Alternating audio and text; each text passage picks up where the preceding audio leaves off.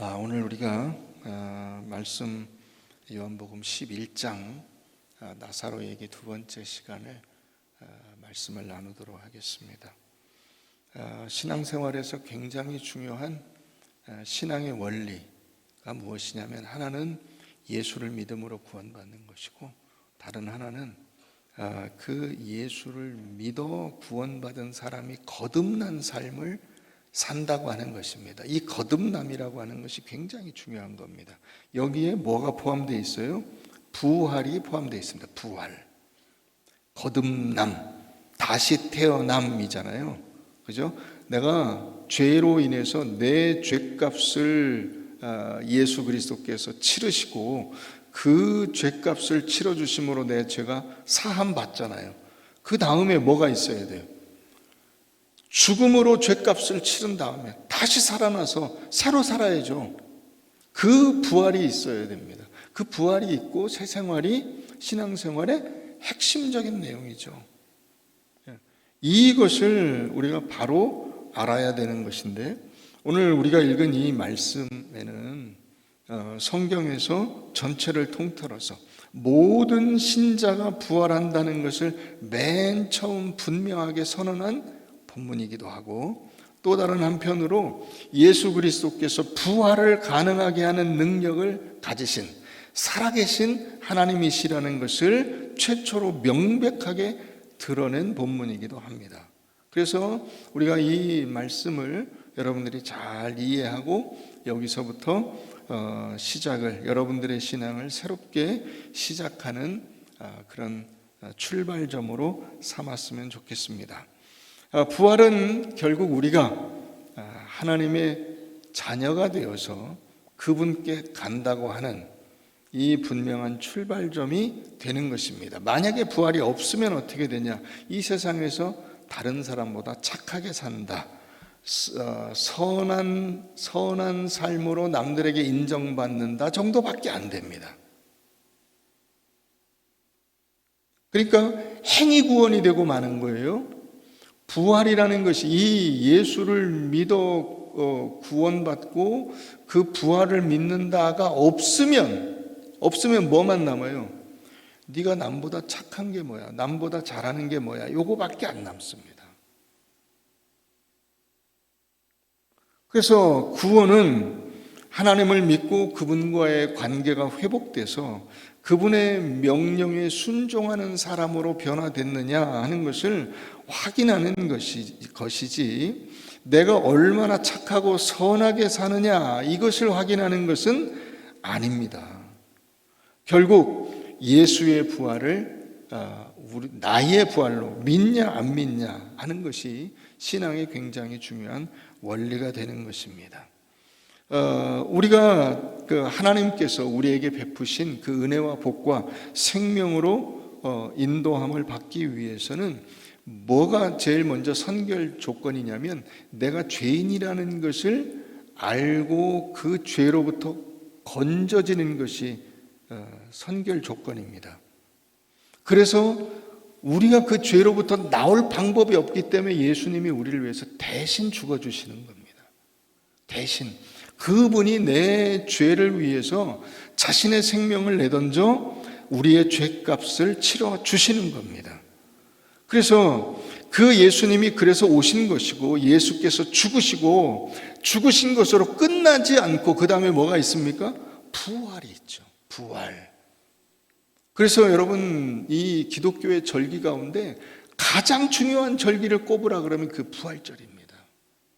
성탄절이 아니에요. 추수감사주일이 아닙니다. 부활주일이 가장 중요한 절기가 됩니다. 만약에 우리가 부활하지 못하면 사망이 우리에게 계속 왕노릇하게 되고, 부활을 믿어야만 사망을 이기게 되는 것입니다. 죄인이 죽어서 죄값을 치르고 다시 죽음에서 살아나 예수의 능력으로 사는 자가 되는 거, 이게 신앙생활입니다. 그래서 예수님께서 부활로 사망을 완전히 격파하시죠. 우리도 예수와 연합되어 우리의 삶 속에서 우리의 죽음의 문제를 해결하고 부활한 자로서 사는 겁니다. 그게 여러분들 각자의 신앙생활입니다.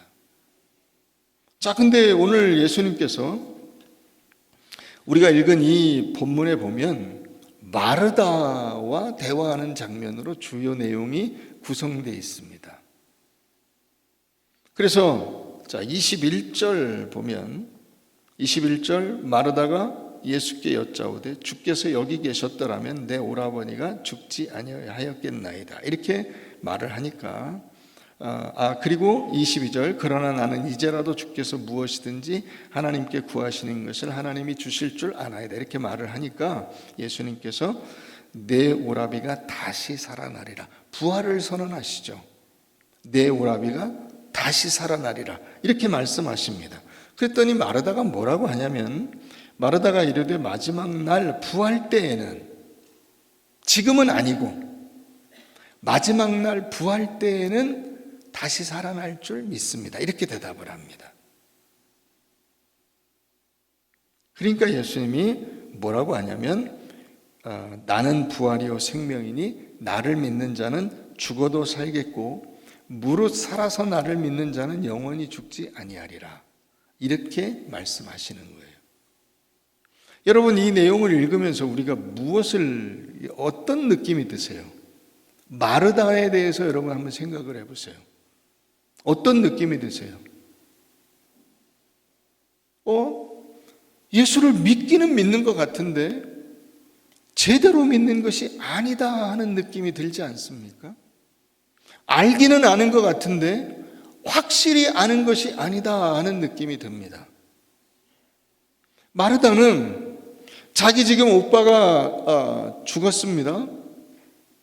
예수님이 오빠가 죽은 다음에 나흘이나 지나서 오셨어요. 일찍 오시라고 전가를 넣었지만은 예수님이 뭘 하시느라 그랬는지 이 마르다는 잘 모르지만 어쨌든 이 오빠가 죽은 지 나흘이나 지나서 와서 오빠는 완전히 죽어서 썩는 냄새가 날 정도로 지금 죽음이 확실합니다. 그 상태에서 예수님을 지금 만나게 됐어요.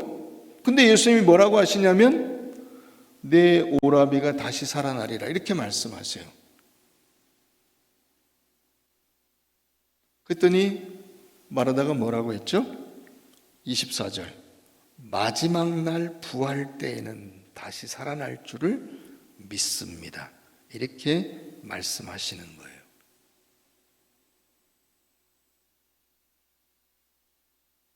예수님이 말하는 핵심을 그대로 받는 게 아니잖아요. 그죠? 지금은 아니고요. 지금은. 오빠는 그냥 죽었고요. 다시 살아날지 안 날지 저는 확신이 없고요. 예수님 다시 오실 때는 살아날 것 같은데 지금은 아닌 것 같아요. 이렇게 말하고 있는 것입니다. 여러분, 이 마르다는 오늘날 여러분들을 대신하고 있습니다. 동질감을 느끼지 않으세요? 여러분들도 거의 비슷한 신앙을 가지고 있잖아요. 그렇잖아요. 아닌 것처럼 남 쳐다보지 마시고.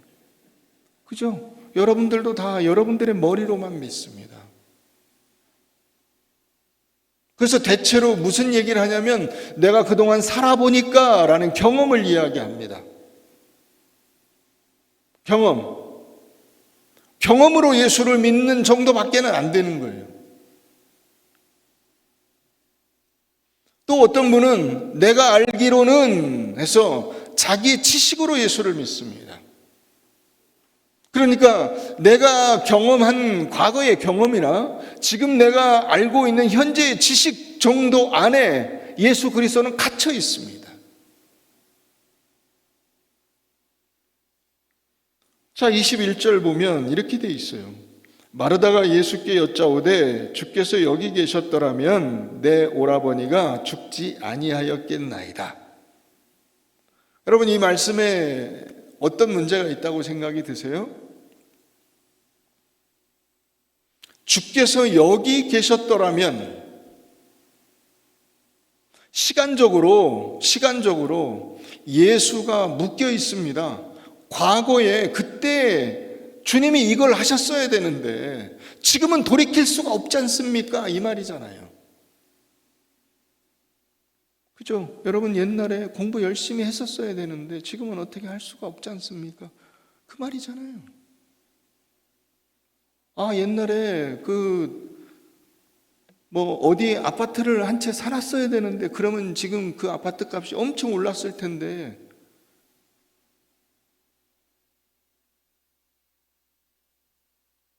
예수를 과거의 시간적인 어떤 한계 안에 묶어버렸어요. 그래서 예수님은 그 시간이 지나면 아무것도 할 수 없는 분이 되어버렸습니다. 뿐만 아니라 지금 이 마르다가 이야기한 주님이 여기 계셨더라면은 무엇이냐면 장소적인 한계 안에도 예수님을 묶어버렸습니다. 여기 주님이 계셨어야 되는데 멀리 계셔서 나사로를 살릴 수 없었다는 겁니다. 과연 그럴까요? 아니죠. 그럼 마태복음 8장 한번 가보세요.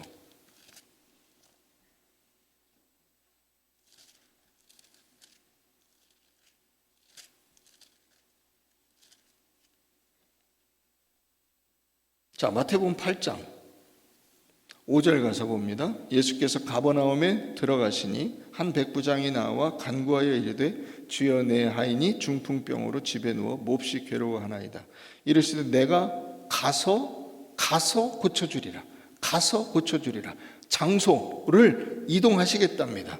백부장이 대답하여 이르되 주여 내 집에 들어오심을 나는 감당하지 못하겠사오니 다만 말씀으로만 하옵소서. 그러면 내 하인이 낫겠사옵나이다. 나도 남의 수하에 있는 사람이요 내 아래도 군사가 있으니 이더러 가라 하면 가고 저더러 오라 하면 오고 내 종더러 이것을 하라 하면 하나이다. 예수께서 들으시고 놀랍게 여겨 따르는 자들에게 이르시되 내가 진실로 너희에게 이르노니 이스라엘 중 아무에게서도 이만한 믿음을 보지 못하였노라. 자, 건너뛰어서 13절 가서 봅니다. 예수께서 백부장에게 이르시되 가라 내 믿은 대로 될지어다 하시니 어떻게 돼 있어요? 그 즉시 장소를 뛰어넘어서 그 하인이 나았습니다. 그런데 지금 마르다가 뭐라고 하고 있어요? 주께서 여기 계셨더라면. 예수님이 시간적 한계 안에 갇혀 있고 장소적 한계 안에 갇혀 있어서 물리적인 그 환경과 조건이 충족되지 않으면 아무것도 할 수 없는 분인 것처럼 그렇게 예수님을 오해하고 있는 것입니다. 그게 이 마르다가 가지고 있는 경험적, 지식적 신앙 안에 묶인 한계입니다.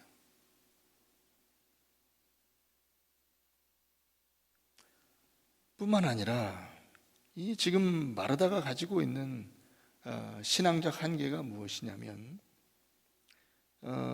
24절, 23절부터 보시죠. 요한복음 11장입니다. 예수께서 이르시되 내 오라비가 다시 살아나리라 그랬더니 자, 부활을 선언하시니까 마르다가 이르되 마지막 날 부활 때에는 다시 살아날 줄을 내가 아나이다 이렇게 말하고 있습니다. 그러니까 신앙이 지금 내 삶의 현장에서 일어나는 일로 여기지 않고 남의 일 혹은 먼 훗날의 일, 다시 말하면 지금 현재의 나와 직접 상관이 없는 어떤 일로 여기고 있다는 것입니다. 이게 여러분 이 마르다가 가지고 있는 신앙의 가장 심각한 문제 가운데 하나입니다. 신앙이 머릿속에 관념으로만 자리 잡고 있고 정작 내 삶의 현실로 그것을 받아들이지 않고 있으며 뿐만 아니라 그 신앙으로 인해서 나의 삶의 변화를 향해서 전진하는 것이 아니고 머릿속에 가상적으로만 알고 있는 거예요. 상상 속에만 예수가 있는 거예요. 예수님이 여기 그때 계셨더라면 너무 좋았을 건데.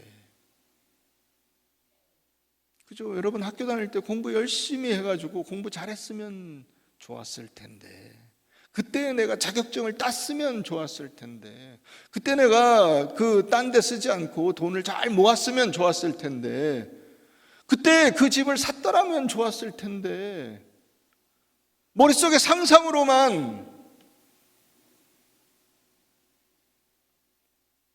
신앙을 가지고 있는 것입니다.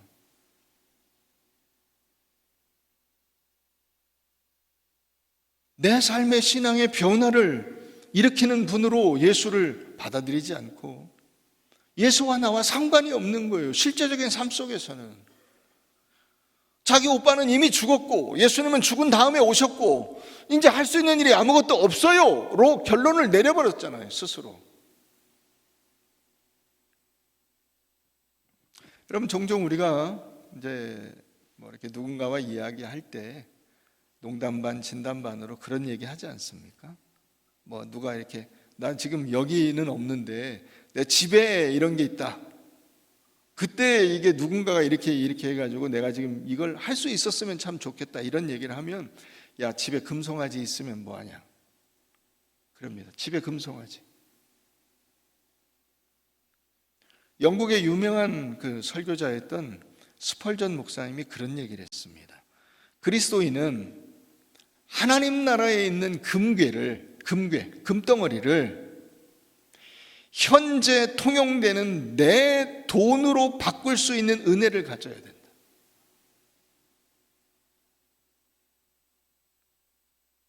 그렇죠? 하늘나라에 모든 게 다 있어요. 모든 귀한 것들이 다 있어요.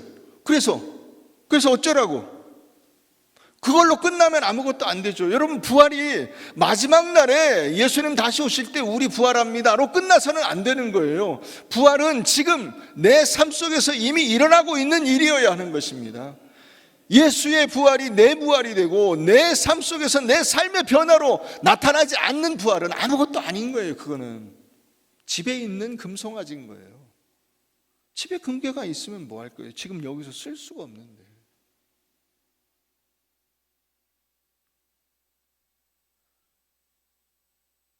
자, 우리 마태복음 15장도 한번 가봅니다. 다시 마태복음 15장.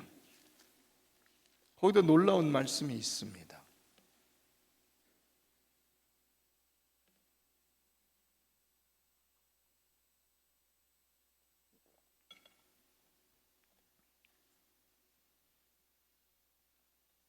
(21절) 예수께서 거기서 나가사 두로와 시돈 지방으로 들어가시니, 여기 이제 두로와 시돈 지방은 요즘에 레바논입니다. 이방 땅이죠. 그러니까 여기 가나안 여자 이렇게 나옵니다. 이방 여인입니다. 유대인들에게는 이 가나안, 그러니까 유대 사람과 가나안 사람, 이방 사람에 대한 구별이 철저합니다. 같이 앉아서 대화도 나누지 않고 밥도 먹지 않습니다. 합석을 하질 않아요. 근데 이 가나안 여자가 그 지경에서 나와 소리질러 이르되, 주 다윗의 자손이여 나를 불쌍히 여기소서, 내 딸이 흉악하게 귀신 들렸나이다 하되, 예수는 한 말씀도 대답하지 아니하시니. 이게 당연한 겁니다. 그냥 이게 일반적인 모습이, 유대인들의 모습이 이래요. 이방 여인이, 더군다나 여인이잖아요. 말을 건다고 해서 유대 남자가 대답을 하지 않습니다. 제자들이 와서 청하여 말하되, 그 여자가 우리 뒤에서 소리를 지르오니 그를 보내소서. 빨리 그냥 뭐라고 대답해서 보내십시오 이렇게 얘기한 거예요.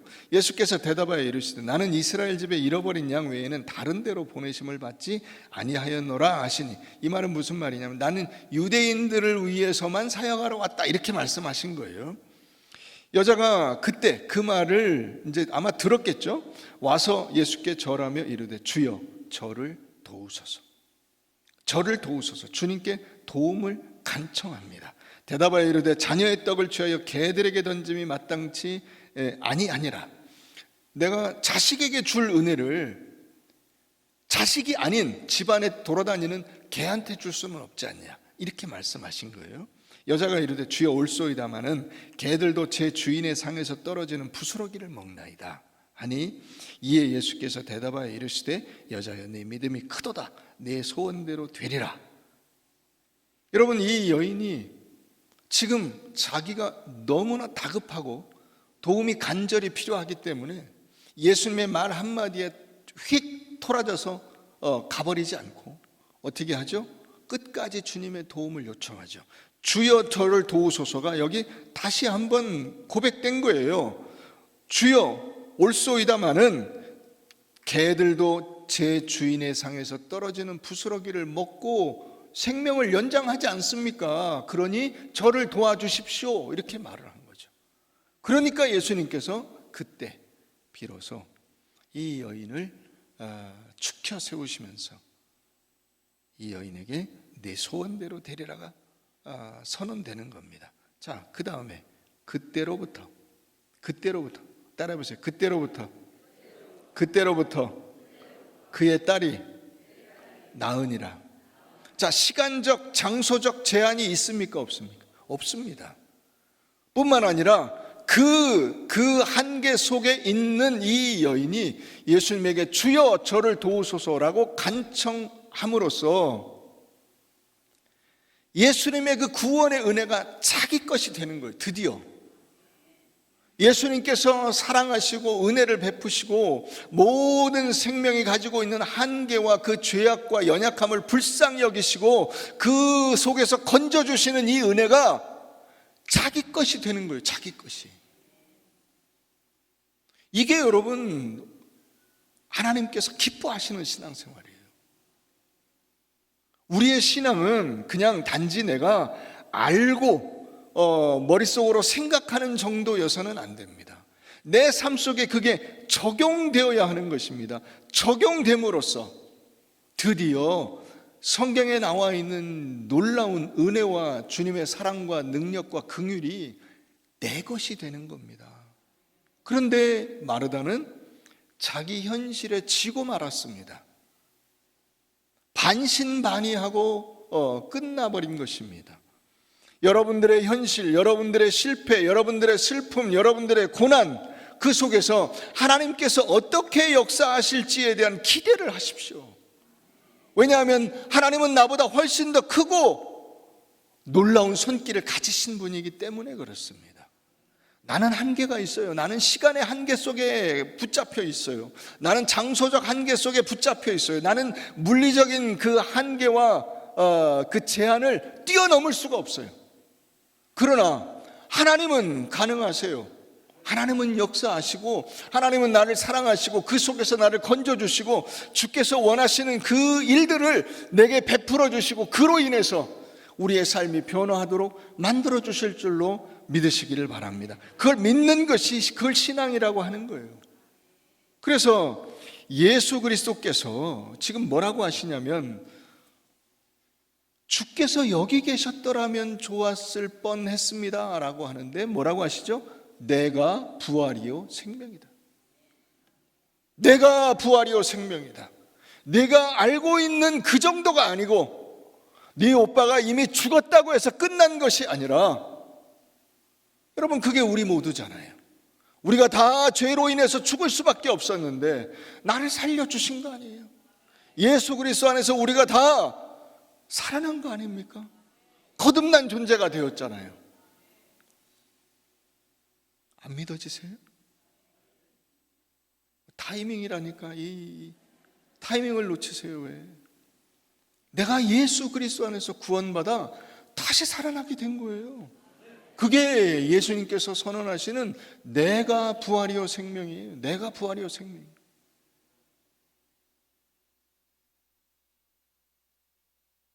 자, 다시 본문으로 가보면 이렇게 돼 있어요. 나는 부활이요 생명이니 나를 믿는 자는 죽어도 살겠고 무릇 살아서 나를 믿는 자는 영원히 죽지 아니하리니 이것을 내가 믿느냐? 내가 믿느냐? 예수님이 마르다에게 물으시죠. 네가 부활을 믿느냐? 여러분, 하나님께서 여러분들에게 물으십니다. 네가 부활을 믿느냐? 다시 살아난다는 것이 무엇인지 아느냐? 여러분, 예수님이 니고데모에게도 물으셨습니다. 사람이 죄로 인해서 죽었다가 다시 태어나야 된다. 거듭나야 된다. 니고데모가 그걸 이해를 못했습니다. 사람이 태어났다가 어떻게 엄마 뱃속에 또 들어갔다 나옵니까? 너 아직 어리구나. 근데 여러분, 니고데모가 변화됐죠.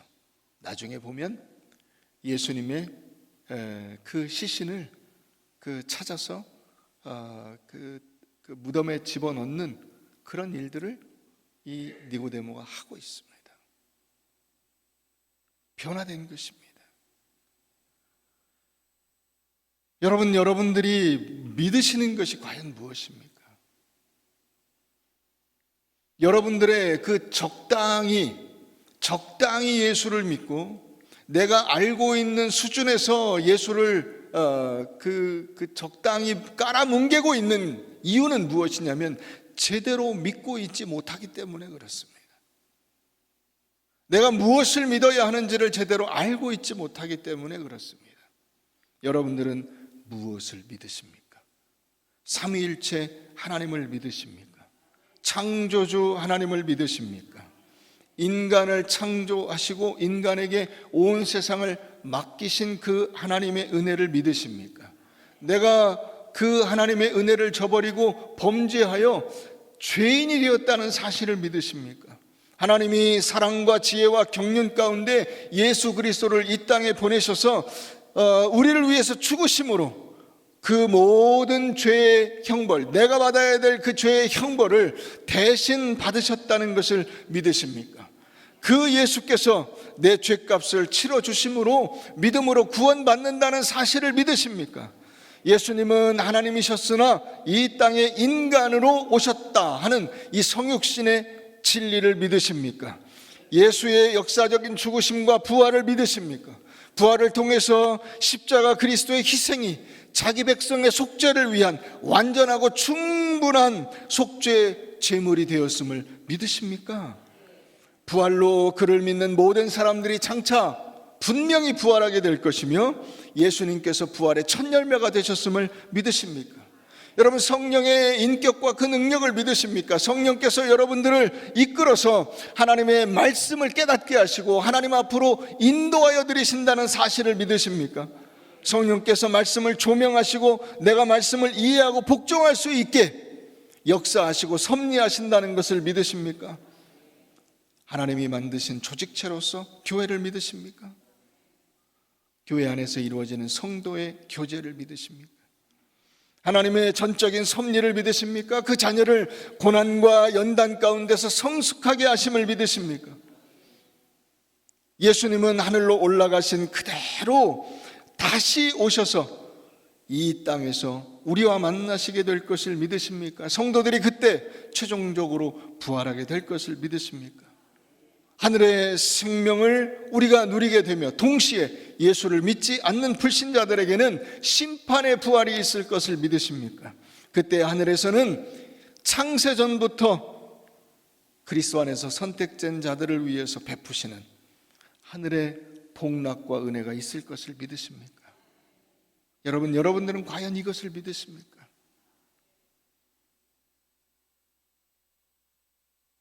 예수 그리스도는 생명의 근원이시오, 구원의 길이시오, 부활의 능력입니다.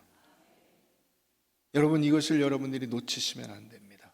한번 따라해 봅시다. 예수는 생명의 근원이요, 구원의 길이요, 부활의 능력이다. 나는 이것을 믿습니다. 마르다도 그것을 고백했습니다. 주여 그라하오이다. 주는 그리스도시요 세상에 오시는 하나님의 아들이신 줄 내가 믿나이다. 내가 믿나이다. 여러분, 이 고백이 여러분들의 삶의 고백이요, 여러분들의 믿음의 고백이 되시기를 바랍니다. 그래서 이 고백 위에, 여러분들의 믿음 위에 여러분들의 삶을 세워나가세요.